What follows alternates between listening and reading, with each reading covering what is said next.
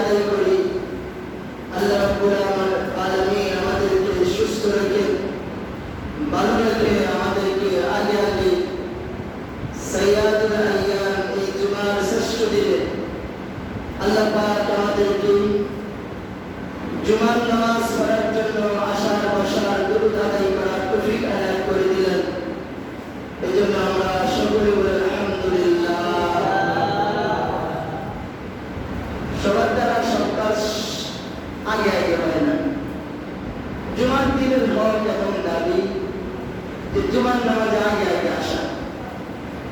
আমরা আগে আগে আসতে পেরেছি, একটা সওয়াব পাইছি। আর আরেকটা সওয়াব যে আমরা রাসূলের প্রতি দুরূদ আদায় করতে পারছি। আরেকটা সওয়াব আছে যে আগে আসবে তার আমলনামা বড় সওয়াব, বড় নেকি আল্লাহ দান করবেন। কি নেকি?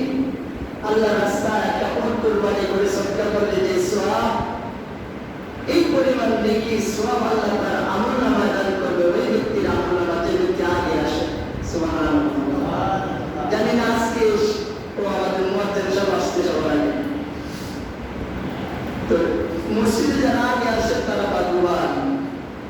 আপনাদেরকে আল্লাহ পাকের রহমতের ফেরেশতারা সেলুট দেয়, দোয়া করে যারা আগে আসে। আর যারা লাস্টে আসে তাদের জন্য কোনো নেকিও নাই, দোয়াও নাই, ফেরেশতারা বসে যায় দরজা, এবং ফেরেশতা আছে দরজার সামনে। এই জন্য জুমার হক হচ্ছে, আলোচনার ভূমিকাতে বলি, জুমার হক হচ্ছে জুমার দিনে একটু তাড়াতাড়ি আসা বলা, মসজিদে তাড়াতাড়ি আসা। আয়সা আমি তাহিয়াতুল ওযু বললাম, মসজিদ বললাম, আমি কাটা জমা বললাম, আমি নফল নামাজ পড়লাম, তফসির হারিফ বললাম, যদি পারি আমি কোরআন তেলাওয়াত করলাম, এটা জুমার হক। এরপরে যদি আমি কোরআন শরীফ না পড়তে পারি, আমি তফসির হারিফ করব, ইস্তিগফার করব, দুরূদ শরীফ পড়ব। জুমার দিন দুরূদ শরীফ বেশি করে পড়ার জন্য বলা হয়েছে। আল্লাহ পাকের দরবারে আমরা শুকরিয়া আদায় করি। আবারও শুকর আলহামদুলিল্লাহ। মাস আসে, মাস চলে যায়, দিন আসে, দিন চলে যায়, রাতও আসে, রাতও চলে যায়।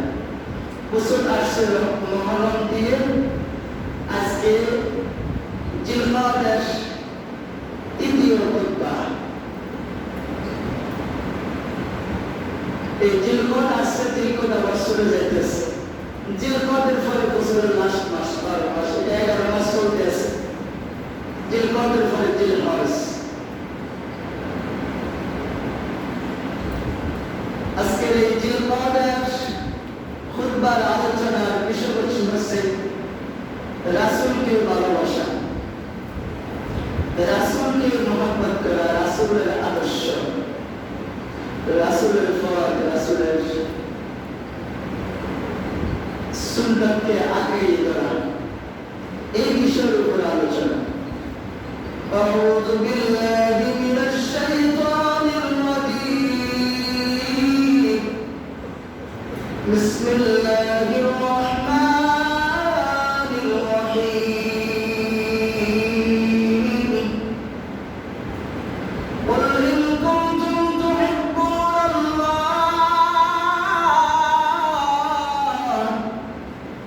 ফাত্তাবিউনি ইউহিব্বুকুমুল্লাহ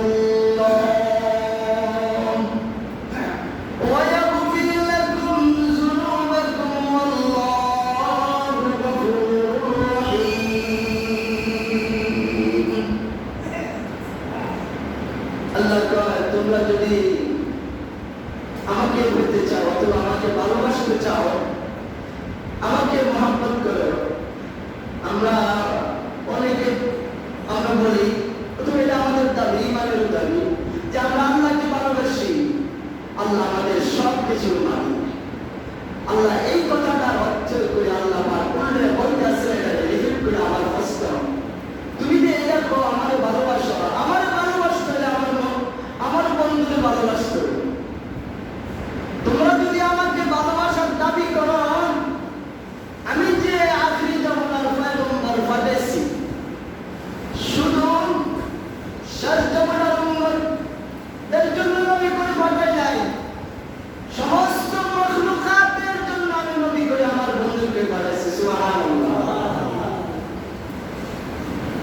আসমানে যারা আছে তাদের নবী, জঙ্গলে যারা আছে তাদের নবী, সাগরে তলদেশে সমুদ্রে যারা আছে তাদের নবী, জিন জাতির নবী, আকাশে যারা উড়ে বেড়ায় তাদের নবী, আমরা যারা ইনসান মানুষ, যত 600-700 কোটি মানুষ, সমস্ত ধর্মের লোকেরা, মুসলমান আছেন 200 থেকে 250 কোটি মুসলমান তামাম বিশ্বের মধ্যে, আর সারা দুনিয়াতে আছেন 600-700 কোটি মানুষ।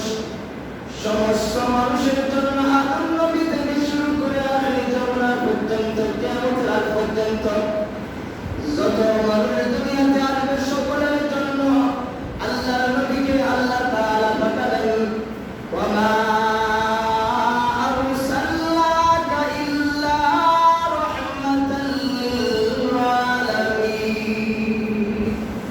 আমি আমার বন্ধুকে রহমত হিসেবে তোমাদের কাছে পাঠিয়েছি। সুবহানাল্লাহ। এর জন্য দুরূদ পড়লে গুনাহ মাফ হয়ে যায়। আপনি যদি দুরূদ পড়তে পারেন আপনার জন্য দুজকের আগুন হারাম হয়ে যাবে। সুবহানাল্লাহ। এই রাসূলকে আপনি যদি ইখলাসের যে কোনো একটা পথ দিয়ে ভালোবাসতে পারেন, এর জন্য রাসূলের প্রতি ভালোবাসা বাংলা থেকে আই লাভ ইউ, বাংলা থেকে আমি তোমার ভালোবাসি, ইংরেজি থেকে আই লাভ ইউ, আরবি থেকে আনা আহুব্বু, আমি তোমার ভালোবাসি। এই ভালোবাসা মানে হচ্ছে ভালোবাসার দুই প্রকার, একটা হচ্ছে অন্তরের ভালোবাসা, আর কিছু মুখ দিয়া ভালোবাসা। এখন আমাদের মাঝে আছে অনেকের স্ত্রী ও স্বামীর কিন্তু অন্তর দিয়া ভালোবাসে না, মুখ দিয়া ভালোবাসে। মুখ দিয়ে কিন্তু জীবনটা দিয়া না, কিন্তু আরেকজনকে ফলো গিয়া করে ফেল করে আছে না। আলহামদুলিল্লাহ মতিরকম না থাকতে পারে, এখন ইন্টারনেটের যুগ। এই জন্য ভালোবাসা দুই প্রকার, একটা হচ্ছে মুখের ভালোবাসা, আর কিছু অন্তরের ভালোবাসা। আজকে আমরা মুখ দিয়ে ভালোবাসি, অন্তরের ভালোবাসা কতটুকু? সাহাবায়ে কেরাম অন্তর দিয়ে ভালোবাসেন, জীবন দিয়ে ভালোবাসেন সাহাবায়ে কেরাম। সাহাবায়ে কেরামের ভালোবাসা ইতিহাসের স্বর্ণ অক্ষরে লেখা। তাদের ভালোবাসা এমন ছিল, আল্লাহু আকবার, আল্লাহু আকবার।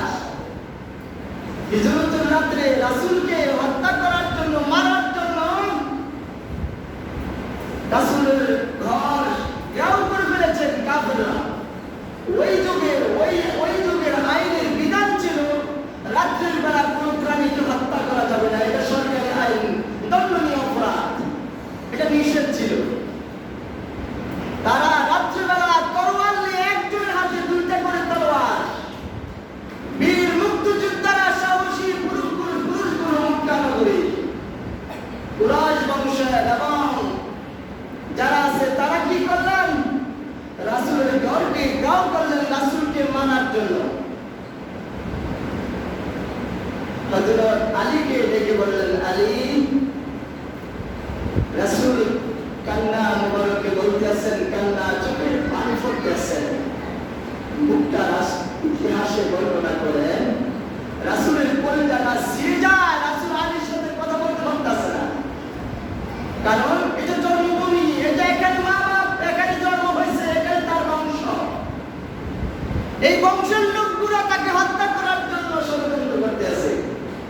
এই জন্মভূমির মায়া রাসূল এখান থেকে চলে যাবে, এই দুঃখে কলিজা ফেটে যায়। কিন্তু আল্লাহর হুকুম, আপনাকে তারা হত্যা করে ফেলবে, আপনি চলে যেতে হবে। আলীকে বললেন, আলী, আমি কিছুক্ষণের মধ্যে চলে যাব আমার ঘর থেকে বেরিয়ে। চারিদিক দিয়া কাফেররা তরবারি নিয়ে প্রস্তুত। সকালে যখন সূর্য দিতে হবে আমাকে তারা হত্যা করবে, অর্থাৎ কিছু আলোকিত যখন আলো হবে সূর্য দিকের পরে আমাকে তারা হত্যা করবে, এই ঘর থেকে বেরোতে দেবে না, তুমি আমার বিছানার মধ্যে শুয়ে থাকো। আলী কেমনে দিলেন? আলী কান্না আরম্ভ করছেন যে আমি তো রাসূলের চাদর মুবারক গায়ে দিয়ে শুয়ে থাকবো, কিন্তু এসে দেখুন দেখবে রাসূল নাই, আমার তোরা টুনটা করে লাগবো, আমাদের আস্থা রাখবো না। হঠাৎ এই চিন্তাটা চেঁচিয়ে গেলেন। আলী চিন্তা করলেন, আমার জীবনের বিনিময়ে আল্লাহর নবী দুনিয়াতে বেঁচে থাকতেন, এর থেকে পাওয়ার আর কি আছে? আমি আল্লাহকে আমার জীবনের বিনিময়ে আমি আল্লাহকে সন্তুষ্ট করে দিব, তার রাসূলকে বাঁচাইয়া। সুবহানাল্লাহ। মাথার মধ্যে হঠাৎ চেঁচিয়ে গেল তার চিন্তাটা যে না, রাসূল যে কথাটা বলছেন ঠিক আছে, আমি শুয়ে থাকবো।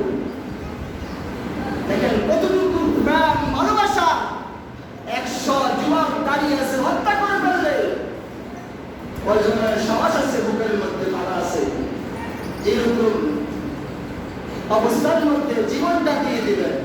আলী বললেন, ইয়া রাসূলুল্লাহ, আপনি চলে যান। আবু বকরের বাড়িতে গেছে, 6 মাস আগে আবু বকরের বলছে, আবু বকর ডাক দিছিলাইয়া রাতের 2:30-3টা বাজে রাসূল যে পাহাড়ের মধ্যে আশ্রয় নিয়েছিলেন, আলহামদুলিল্লাহ পাহাড়টার মধ্যে উঠছি, যখন বাজে গেছিলাম অনেক কষ্ট হয়েছে, আমার 2.5 ঘন্টার উপরে লাগছে উঠতে, অনেক পরিশ্রম হয়েছে। রাসূল যে ডাক দিলেন, আবু বকর দরজা ঠুকতে নাই, শুধু দরজার সামনে দাঁড়িয়ে ডাক দিছে, আবু বকর। আবু বকর বলছেন, লাব্বাইক ইয়া রাসূলুল্লাহ, সুবহানাল্লাহ, লাব্বাইক ইয়া রাসূলুল্লাহ বলার আগেই দরজা খুলে দিলেন। যেই গুহার মধ্যে আশ্রয় নিছে, আবু বকরকে সাপে দংশন করছে, বিশ্বে যন্ত্রণা, চোখের পানিগুলো রাসূলের শরীর মুবারকের মধ্যে পড়ছে। যেই শরীরের মধ্যে মাছি মশা বসা হারাম, রাসূলের শরীরের থেকে যখন গাম বেরিয়েছেন, সাহাবায়ে কেরাম বর্ণনা করেন যে মুক্তা ঝরছে শরীর থেকে, সুবহানাল্লাহ। এই গাম থেকে মেশক আঙ্গুরের ঘেরান বাড়িয়েছেন, সুবহানাল্লাহ। কেমন নবী, কত দামি! রাসূলের গুণ ভেঙে গেলেন। আল্লাহ নবী বলছেন, আবু বকর আমার কলিজার টুকরা, আমার সবচেয়ে জীবন সঙ্গিনী, তোমার মেয়ে আয়েশার কথা মনে পড়ছে কিনা? বাড়িতে তোমার স্ত্রীর কথা মনে পড়ছে? বাড়ির মায়া লাগে, এই জন্য কি কাঁদতে আসো? আবু বকর বললেন, ইয়া রাসূলুল্লাহ, স্ত্রীর কথা মনে পড়ে নাই, ছেলে সন্তানের কথা মনে পড়ে নাই, বাড়ি গাড়ি টাকা পয়সার কথা মনে পড়ে নাই, ইয়া রাসূলুল্লাহ, কোনো কিছুর কথা মনে পড়ে নাই। তাহলে তুমি কাঁদছো কেন? তোমার চোখ থেকে পানি পড়ছে কেন? ইয়া রাসূলুল্লাহ, মনে হয় যে বিষাক্ত কোন জন্তু আমাকে সঙ্গল মেরেছে, সাপ মনে হয় আমাকে সঙ্গল মেরেছে, আমার শরীরটা বিষে বিষাক্ত হয়ে গেছে। আল্লাহর নবী সাথে সাথে দুটো মুবারক আবু বকরের ওই জায়গার মধ্যে লাগিয়ে দিলেন, যেই জায়গার পায়ের মধ্যে, ওই পায়ের গোড়ালির মধ্যে যেই গর্তটা ছিলেন, এই গর্তটা এখনো আছে। আমি গর্তটা হাত দিয়ে হাঁটাইছি, গর্তটার মধ্যে হাত দিছি, গর্তটা এখনো আছে। অনেক ডিজাইনের তেলা দিয়া রাখে, ওই গর্তটা দেখাইয়া দিলেন আর বললেন, এই পায়ের গিরানির মধ্যে সাপরা আমাকে দংশন করছে। আল্লাহর নবী দুটো মুবারক গুলা ওই গিরানির মধ্যে লাগিয়ে দিলেন, সাথে সাথে বিষ ভালো হয়ে গেল। আল্লাহর নবী আমার প্রশ্ন করলেন, আবু বকর, আমি তোমার প্রশ্ন করলাম বাড়ি গাড়ির কথা, মায়া ছেলে সন্তানের কথা মনে পড়ছে কিনা? তুমি বললাম, তাহলে তুমি কাঁদছো, সাপ তোমাকে সঙ্গল করছে। আবু বকর, একটা প্রশ্ন করি, আমি যখন তোমার দরজার সামনে রাতের 2:30টায় শুয়ে ডাক দিলাম, তুমি ডাক পাওয়ার সাথে সাথে দরজা খুলে দিলা, আবু বকর তুমি কি রাত্রে ঘুমাও না? সুবহানাল্লাহ। আশিক কারে করা সাহাবায়ে কেরাম কিভাবে রাসূলকে ভালোবাসেন, কেমন ভালোবাসতেন? আর আমাদের ভালোবাসা, আবু বকর বলে, ইয়া রাসূলুল্লাহ, আপনি তো 6 মাস আগে মতান্তরে 3.5 মাস 6 মাস আগে আমারে বলছিলেন যে তুমি আমার হিজরতের সঙ্গী হবে, সাথী হবে, বন্ধু হবা, আমার সাথে যাইবা, আমি মক্কা থেকে মদিনা চলে যাবো। আল্লাহ ওহী নাযিল করছেন যেই কোনো দিন, যেই কোনো মাসে। ইয়া রাসূলুল্লাহ, ওই দিন থেকে আমি আমার গুণটাকে হারাম করে দিয়েছি। আমি কিছু খাজুর, কিছু দুধ, কিছু পানি করোনার মধ্যে গাড়ির মধ্যে লইয়া, আমার কিছু সামানা গাড়ি কাপড় শুরু দিয়ে বেসাইয়া, আমার কাঁধের মধ্যে গাড়িটা লইয়া, আমার এই কাঁধের মধ্যে, আমার এই পিঠটা দরজার মধ্যে আজকে 6 মাস লাগাইয়া দাঁড়াইয়া থাকি। একটা মিনিটের জন্য আমি নিদ্রা চাই না। আমি যদি নিদ্রা চাই তাহলে আল্লাহ রাসূল এসে আমাকে ডাক দিবেন, আর পিছে দিয়া কাপড়ে আসে আল্লাহ নবীকে ধরে নিয়ে হত্যা করবে ফেলবেন। এই ভয়ে ইয়া রাসূলুল্লাহ আমি যদি গুম যাই, কাফেররা যদি আপনাকে হত্যা করে বলে, আমি আল্লাহর কাছে কি জবাব দেব? সুবহানাল্লাহ বলেন না? দেখছেন, চিন্তা করছেন? আমার স্ত্রী 60 বছর 100 বছর আমার লগে জীবন সঞ্চার করে, একদিন যদি অসুস্থ হয়ে থাকবে, বর্তমান থাকবে আমার স্ত্রী। এটা হচ্ছে ভালোবাসা, এটা মুখের ভালোবাসা। সাহাবায়ে কেরাম এভাবে তাদের রক্ত জীবনের বিনিময়ে রাসূলকে ভালোবাসেন। এই জন্য আজকের আলোচনা হচ্ছে তোমরা যদি আমাকে ভালোবাসতে চাও, আমাকে যদি ভালোবাসতে চাও, তাহলে আমার বন্ধুকে ভালোবাসো। আমার বন্ধুকে যদি তোমরা ভালোবাসো, আমি তোমার জীবনের সমস্ত গুনাহগুলি মাফ করে দেব। সুবহানাল্লাহ। قل إن كنتم تحبون الله فاتبعوني يحببكم الله ويغفر لكم ذنوبكم।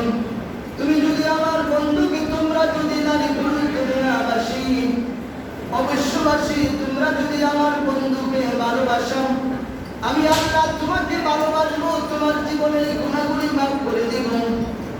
আল্লাহ পাক শুধু এই কথা বলে কান্ত বান্দায় যে তোমার গুনাহগুলো মাফ করে দিব, গুনাহ তো মাফ করবেন। আল্লাহ কয় আমি তোমার গুনাহকে আমি আল্লাহ নেকি পরিপূর্ণ করে দিব। সুবহানাল্লাহ। এখন আমাদেরকে আসলে আমরা জানি ভালোবাসা, এখন রাসূলের মহব্বত আমরা কিভাবে করব? রাসূল তো দুনিয়াতে না। সাহাবায়ে কেরাম ঈমানের সহিত সাহাবায়ে কেরাম রাসূলকে দেখছেন, পাইছেন সশরীরে, সামনে পাইছেন, তাদেরকে সাহাবী বলা হয়। যারা সাহাবীদেরকে দেখছেন তাদেরকে তাবিঈন বলা হয়। যারা তাবিঈনকে দেখছেন তাদেরকে তাবিঈন বলা হয়। তাবিঈনকে যারা দেখছেন, যাদেরকে দেখছেন তাদেরকে খুলাফায়ে রাশিদিন বলা হয়। সাহাবায়ে কেরাম রাসূলকে দেখছেন, আমাদের মাঝে সাহাবায়ে কেরাম নাই। আমরা তাহলে ভালোবাসার নমুনা কিভাবে আমরা কি করব, পেশ করব? এই জন্য রাসূল বলছেন হাদিস, মান আহাব্বা সুন্নতি ওয়া মান আহাব্বানি ওয়া মান আহাব্বানি কানা মাইয়া ফিল জান্নাহ।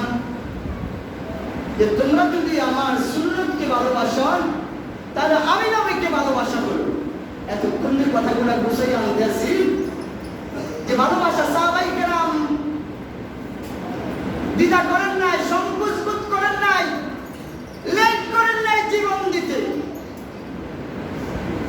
এখন রাসূল বলছেন তোমরা যদি আমার সুন্নতকে ভালোবাসো, তাহলে আমি নবীকে ভালোবাসা হবে। সুবহানাল্লাহ। এখন আসল সুন্নত কি? আমরা আসলে সুন্নত কি কি সুন্নত পালন করলে রাসূলকে ভালোবাসা হবে?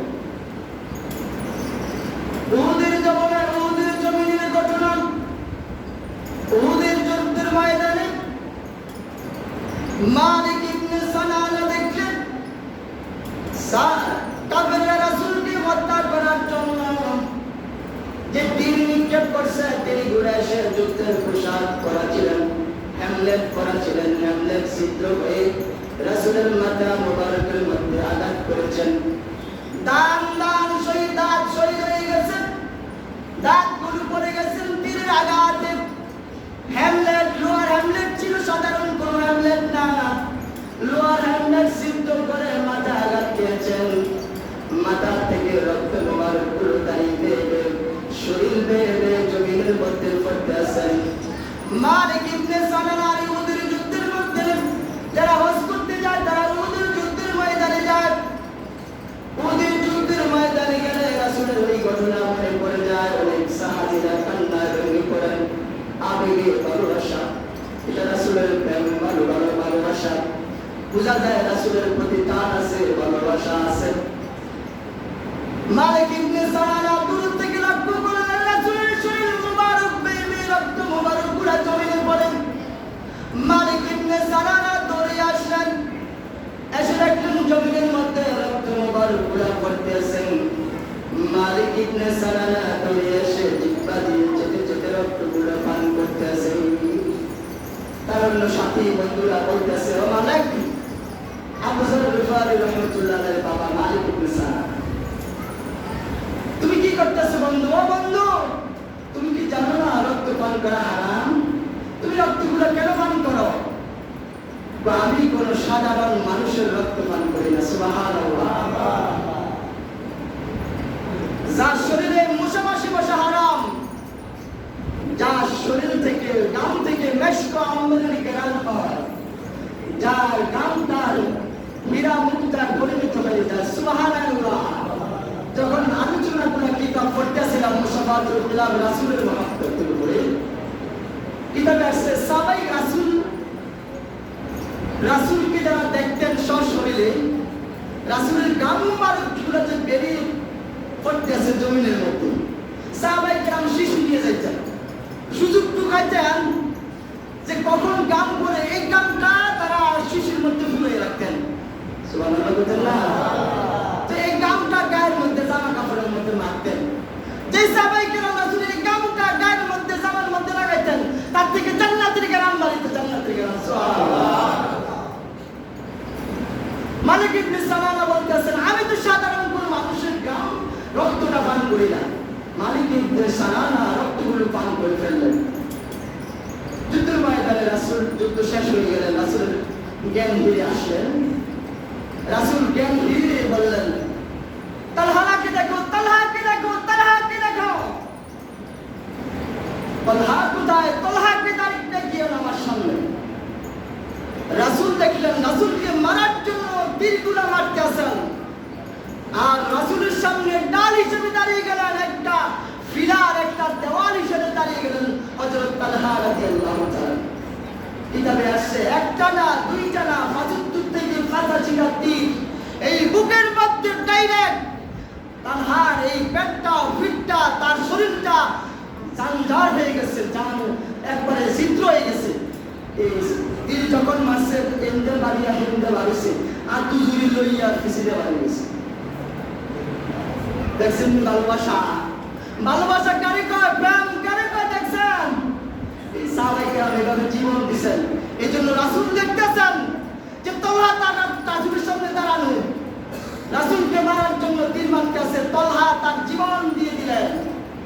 এই জন্য জ্ঞান ফিরে আসার পরে বলছে, তালহাকে দেখো, তালহাকে দেখো।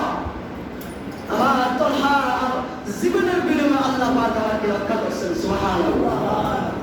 সাহাবায়ে কেরাম কথাবার্তা আলোচনা করতেছেন, মালিক কামনা কিনা করিল, রাসূল রক্তগুলো খেয়ে ফেললেন। রাসূল বললেন, তোমরা কি গুনাহ করতেছো, কথাবার্তা বলতেছো? আমি তো বুঝতে পারতেছি না, কাছে আসো। ঘটনা বললেন, এই ঘটনা। আল্লাহ নবী বললেন, ও আমার সাহাবারা, তোমরা আমার সামনে আসো। তোমরা কি দুনিয়াতে কোন জান্নাতি মেহমান দেখতে চাও? জান্নাতি ব্যক্তিকে দেখতে চাও? আল্লাহ রাব্বুল আলামিন নবী নাযিল করেছেন। আল্লাহ রাব্বুল আলামিন ঘোষণা দিয়ে দিলেন, মালিক ইবনে সালামা দুনিয়ার মধ্যে জান্নাতি মানুষ। সুবহানাল্লাহ। চিন্তা করছেন রাসূল কিভাবে ভালোবাসছেন? এই জন্য বলেছে, রাসূল বলছেন, মান আহাব্বা সুন্নতি, তোমরা যদি আমার সুন্নতকে ভালোবাসো। সুন্নত হচ্ছে আমি চুলটা কি স্টাইলে কাটবো।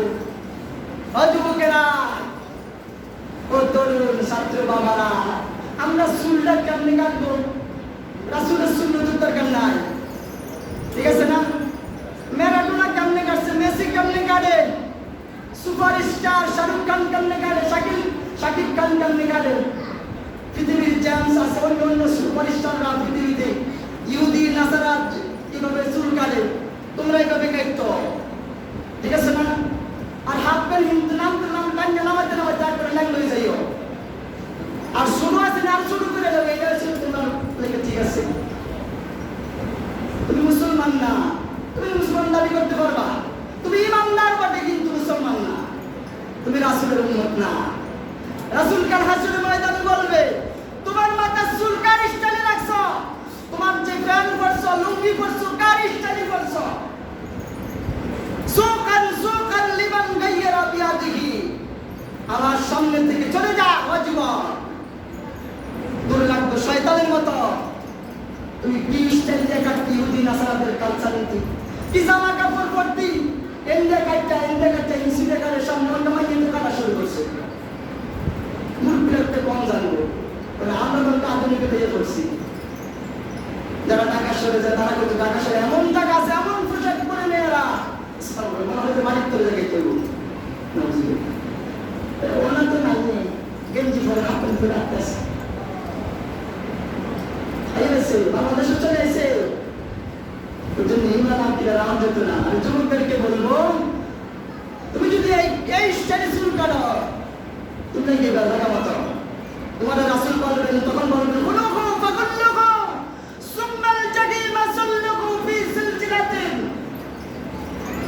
আল্লাহ পাক বলবেন, আমার বন্ধুকে এই উম্মতগুলো ভালোবাসে নাই, তার চুল কাটছে অন্য স্টাইলে, তার পোশাক আদি ছিল অন্য স্টাইলে, মানে দর তারে জাহান্নামে নিক্ষেপ করে দে যে উম্মত, যে আমার বান্দা বান্দীকে আমার রাসূলকে ভালোবাসে না। এজন্য রাসূলকে ভালোবাসতে হবে, বলা হয়েছে মাথা থেকে পা পর্যন্ত রাসূলের ভালোবাসা থাকতে হবে। তুমি চুল কাটবা কার স্টাইলে? রাসূলের স্টাইলে। তুমি যদি রাসূলের উম্মত দাবি করে থাকো, তুমি যদি রাসূলের উম্মত দাবি করে রাসূলের শাফাআত চাও, রাসূলের শাফাআত যদি চাও, তুমি যদি উম্মত দাবি করে থাকো, তাহলে রাসূলের সুন্নাত মোতাবেক তোমাকে চুল কাটতে হবে। টাকা খরচ করে বিধর্মীদের গলা কাটবা, রাসূলের শাফাআত পাইবা, উম্মত দাবি করবা, নেবার এটা হতে পারে না। কোন চিনকালে ওলা বলছিলাম, রাসূল বলছেন, মান আহাব্বা সুন্নতি ওয়া মান আহাব্বানি ওয়া মান আহাব্বানি কানা লাহু ফিল জান্নাহ। যে আমাকে ভালোবাসবে, অর্থাৎ আমার সুন্নতকে ভালোবাসবে, সেজন্য আমি নবীকে ভালোবাসবো। আলোচনা প্রাসঙ্গ করতেছে, কথা খেয়াল করুন। যারা আমার সুন্নতকে ভালোবাসবে, তারা যেন আমি নবীকে ভালোবাসবে। রাসূল এর উপরে বলতে আছেন যে আমার সুন্নতকে ভালোবাসলো, আমাকে ভালোবাসলো, আর যে আমাকে ভালোবাসলো, কথাটা কয়েকবার রিপ্লাই করতেছি, যে আমাকে ভালোবাসলো সে আমার সাথে একই জান্নাতে থাকবে। সুবহানাল্লাহ। এখন আসলে আমার পোশাকাতে হবে রাসূলের সুন্নত মোতাবেক। পাঞ্জাবি কাপড় সুন্নত না, এটা সৌদি আরবের পোশাক। আপনি শার্ট কাপড় অসুবিধা নাই, কোলা কালা শার্ট পরেন। বাবুন নিসফু, অর্থাৎ পোশাক সম্বন্ধে একটা বাব আছে, অধ্যায় আছে হাদিসের মধ্যে। হাদিসে একটা অধ্যায় আছে পোশাকের উপরে, যে নারী পুরুষের ছোট বড় দড়ি করে, অর্থাৎ মানুষের পোশাক কিরকম হবে। বলতে চাইছিলাম, আমার পোশাকাটি হবে রাসূলের তরিকা মোতাবেক সুন্নাত। পুরুষ পোশাক পরবে ঢিলে ঢালা, টাইট পোশাক পরবে না। এখন যেটা হারাম, জিনসের পথ পরা, ওটা বুঝলাম আপনি কি বলতে দিতেছেন। এই জিনসের পথ পরে আপনি প্রস্তাব পালনা করতে সমস্যা হচ্ছে, আপনার শরীরের গঠন আপনি প্রকাশ পাচ্ছে। আমার কথা না, হাদিস কোরআনের কথা, উলামায়ে কেরামের ফতোয়া। পাতলা কাপড়, একবারে পাতলা পোশাক পরা যাবে না, যে পোশাকটা আপনার শরীরের গঠন। আমি কথা বুঝে নিয়ে আমি কি বুঝাতে চাচ্ছি, নারী পুরুষের জন্য। এই জন্য পোশাক আদিটা হবে দিলে ডালে কাপড়ের হবে, পুরুষ নারী পুরুষ সবার জন্য, এটা সুন্নাহ। এই দিলে ডালা কাপড় থেকে আপনি বলেন আপনি রাসূলকে ভালোবাসেন। আপনি ঘুম থেকে উঠলেন, আপনি বলেন আলহামদুলিল্লাহিল্লাযী আহইয়ানা বা'দামা আমাতানা ওয়া ইলাইহিন নুশুর, এটা সুন্নাহ। এটা রাসূলকে ভালোবাসা করে। আপনি ঘুম যাওয়ার সময় বললেন আল্লাহুম্মা বিসমিকা আমুতু ওয়া এটা বললেন। খানা শুরুতে বললেন বিসমিল্লাহ ওয়া আলা বারাকাতিল্লাহ। খানা শুরুতে কেউ যদি বিসমিল্লাহ বলে যায়, তাহলে কাফারা দিতে হবে। অর্থাৎ বিসমিল্লাহি আউওয়ালাহু ওয়া আখিরাহু। আমি বিসমিল্লাহ বলে গেছেন, আসলে এটা বলতে হবে। তো বিসমিল্লাহ খানা শুরুতে কি বলতে হবে? বিসমিল্লাহ ওয়া আলা বারাকাতিল্লাহ। এটা না পারেন সমস্যা নাই, বিসমিল্লাহির রহমানির রহিম সুন্নাহ। এটা যদি আপনি এই দোয়া করে না খান, তাহলে আপনার খানা হবে সুন্নাত আদায় করে, রাসূলকে ভালোবাসা হলো না। খানা শেষে আল্লাহ আলহামদুলিল্লাহ, আলহামদুলিল্লাহিল্লাযী আত'আমানা ওয়া সাকানা ওয়া জা'আলানা মিনাল মুসলিমিন। দাওয়াত করতে গেছেন, আল্লাহুম্মা আত'ইম মান আত'আমানি ওয়াসকি মান সাকানি ওয়া জা'আলানি মিনাল মুসলিমিন। ডিফারেন্স আছে, পার্থক্য আছে দোয়া। সবাই দেখতেছে, এগুলো হচ্ছে রাসূলের সুন্নাত। আমরা রাস্তার ডান পাশে দিয়ে হাঁটবো, আমরা মানুষকে ভালোবাসবো। একটা কথা, শরীর সমাজে যদি এক মিনিট চলে যায়, সময় আছে, তার সময়টা আমার কাছে খুতবা সংক্ষিপ্ত করবো, নামাজের মধ্যে কেরাত শুরু করবো। এই জন্য আলোচনা আমরা অনেকে একটার পরে এখন আসছেন, আমি তো 40 শুরু করছি। ও শুনতে আছেন ওয়াজ, এজন্য রাসূলের প্রেম ভালোবাসা মহব্বত প্রত্যেকের দিলের মধ্যে থাকতে হবে। আমি আপনি যত নামাজ রোজা করি, হজ করি, যাকাত দেই, কাজে আসবে না। আপনার আমার মধ্যে যদি রাসূলের মহব্বত, রাসূলের আদর্শ না থাকে, রাসূলের তরিকা না থাকে, তাহলে আমি আপনি ইবাদত করে কাজে আসবে না। মক্কা বিজয়ের পরে রাসূল সাহাবায়ে কেরামকে বললেন, কুল জাআল হক ওয়া জাহাকাল বাতিল ইন্নাল বাতিলা কানা যাহুকা। রাসূলের নিজ হাতে কি করলেন, এই খানায় কাবার মধ্যে 360টা মূর্তি ছিলেন, 360টা মূর্তি এই খানায় কাবার থেকে বের করে দিলেন, ভেঙে চুরমার করে দিলেন। সাহাবায়ে কেরাম করে বললেন, জমজমের পানি নিয়ে আসো, এটাকে দ্রুত করো। কিন্তু আমাদের জন্য জায়েজ নাই মূর্তি ভাঙা। আজকে বলে দেয় কোন মুসলমানের সন্তান মূর্তি ভাঙা হারাম, আপনাকে অনুমতি দেওয়া হয় না তাদের ধর্মের উপর আঘাত করা।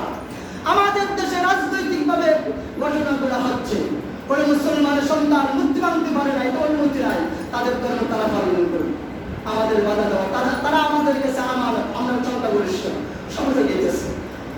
রাসূল বলেন, তোমরা মুখে ক্লিন করো, পরিষ্কার করো। রাসূলের জন্মভূমি অনেকদিন পরে আসছেন, এই মক্কার সাইড থেকে ঘুরে ঘুরে দেখতেছেন। এখন যে আবু জাহেলের বাড়ি, এখন যে আব্দুল্লাহর বাড়ি ছিল, আব্দুল্লাহর বাড়িও কানায় কাবা বড় করছে। যারা নতুন গেছে তারা যদি চিনে থাকেন, পূর্ব পাশে সেদিকে সূর্য রাসূলের ঘর, রাসূলের ঘর যে ঘরটা ফুক দিকে ওই দিকে রাসূল হেঁটে হেঁটে দেখতেছে। দেখেন যে এক বুড়ি গাঠুরি নিয়ে যাচ্ছে, ভাবতেছেন গাঠুরি বড়। রাসূল কাছে গেলেন, সালাম দিলেন, মা কোথায় যাবেন? বললো, আমি আমার সন্তানদের কাছে যাবো, পাহাড়ে যাবো। আব্দুল্লাহর বেটা মুহাম্মদ, আমার গলা শুকিয়ে গেছে, আব্দুল্লাহর বেটা মুহাম্মদ 10,000 সৈন্য নিয়ে মক্কা দখল করেছে। তো আপনি আব্দুল্লাহর বেটা মুহাম্মদ দেখছেন, পাল্লা যেন না দেয় তারা, তাহলে দেখেন না দেখেন তো পাল্লা যেন তারা না দেয়া। কারণ কথা বলতেছে, কথা বলেন না, কারণ কি কথা বলতেছে, নবীর লোকে কথা বলতেছে, আব্দুল্লাহর বেটা মুহাম্মদের লোকে কথা বলতেছে, বলতেছে আব্দুল্লাহর বেটা মুহাম্মদ যদি আমি না দেখি, তার বয় তো ঘর থেকে চাই করতেছে, বাড়ি গোসাইরা কমলেন যাবেন তো ঠিক আছে, আপনার গাছুরিটা আমার কাছে দেন, আমি আপনার গাছুরিকে জায়গা মতো বসাই দিই। বৃদ্ধ মহিলার গাছুরি রাসূলের মাথা মোবারকে নিয়ে বাড়ি পৌঁছে দিলেন। ঘুমার মধ্যে গেলেন, তার সন্তানদেরকে ডাক দিলেন, তার স্বামীকে ডাক দিলেন, তার ছেলে সন্তানকে ডাক দিলেন। সবাই দেখে রাসূলের মাথা মোবারকের মধ্যে এই মহিলার গাছুরি। সন্তানেরা চিৎকার দিয়ে বলতেছে, যার বই বাড়ি চাললাম করে চাললাম, যার বই সব ছেড়ে চলে আসলাম, আশ্রইলাম পাহাড়ের কিনারাম। তুমি কেমন সাবাস তোমার, তুমি আব্দুল্লাহর বেটা মুহাম্মদের মাথার মধ্যে কেমন করে গাটুরি উঠাই দিলা। আমরা তো পারি দাবাই দিয়ে উপকার পার করছো, ঠিক না? এখন উপকার করলে আরো বেশি করে লম্বা ভাষণতে আরো বাংলা বইয়ের বাংলা বুঝলি, আজকাল এমন এক যুগ আছে, উপকারের কোনো দাম নাই, কোনো উপকার করে দেবেন আপনি আল্লাহ থেকে যা যা পাবেন, এটা আল্লাহর ওয়াদা। আমি তার কোরআনের তাফসীর জানি না, ঠিক না? আমাদের আলেম কালাম না, যখন পড়ি তর্জমা করে তখন তো আয়াত আসে যে কোন জায়গাতে আল্লাহ কি বলছেন, বুদ্ধ করছি। বুড়ির চোখের পানি ফেলতে আসে, রাসূলের নুরানি চেহারার দিকে তাকায়, মাটির দিকে তাকায়, চেহারার দিকে তাকায়, আর দাম কাছে বলতেছে, বাবা তুমি তোমার পরিচয় দিলে না কেন, তোমার পরিচয় গোপন রাখলে কেন? আর এমন মানুষ হত্যা করতে পারে না, কেন বাড়ি গুলি দখল করতে পারে না? তুমি কোন সাধারণ মানুষ না, আমার উপরে এই দখল মালা ইলাহা ইল্লাল্লাহ মুহাম্মাদুর রাসূলুল্লাহ, সুবহানাল্লাহ। আজকে আমরা মুসলমান রাসূলের উম্মত দাবি করি, কার জায়গা কত দখল করতে পারবো, কার বাইরে কেমনি খাইতাম ভাইয়ান, রাত্রে কারণ চুরি করে খাইতাম, কার আম চুরি করে খাইতাম, কার জাম চুরি করে খাইতাম, কার ডাব চুরি করে খাইতাম, কার মাছ চুরি করে খাইতাম। এটা রাসূলের উম্মতের গুণ নাকি রাসূলের আদর্শ? যুবকেরা সাবধান, যুবকদের কেউ কয়েকটা কথা বলছে আজকে, চুল কাটতো তুমি রাসূলের শাফায়াত পাবে না, খোদার কসম। তুমি তোমার মন মতো জীবন পরিচালনা করে রাসূলের শাফায়াত পাবে না। তুমি যদি রাসূলকে ভালোবাসো, রাসূলের তরিকা মতো তোমাকে চলতে হবে। আসলে আমরা রাসূলের সুন্নতকে ভালোবাসি, সময় বেশি হয়ে গেছে, কথা কইলে তো কথা বলা যেতেছে। এই জন্য আমরা রাসূলের একটা আদর্শ ছিল মানুষের উপকার করা, মানুষের ক্ষতি না করা। আপনি হজ করেন, যাকাত দেন, নামাজ পড়েন, রোজা করেন, কিন্তু আপনি যদি মানুষের উপকার না করেন, ক্ষতি করেন, আমার আপনার এই হজ যাকাত নামাজ রোজা কোনো কাজ আছে না। এটা রাসূলের আদর্শের বাইরে কাজ, রাসূলের আদর্শের মধ্যে এটা ছিল না। ওয়াকিল দাওয়ানা আলহামদুলিল্লাহি রাব্বিল আলামিন, মা আসসালাম, আসসালামু আলাইকুম ওয়া রাহমাতুল্লাহি ওয়া বারাকাতুহু। যারা কাবলা জমা করেন নাই শাকিল এদিকে আসো, কাবলা জমা করেন নাই মুসানের কাট কাবলা জমা আদায় করে নাও। শাকিল শাকিল আসে না, ভিডিওটা টিপতে বন্ধ করে দিয়েছে। বুঝলেন?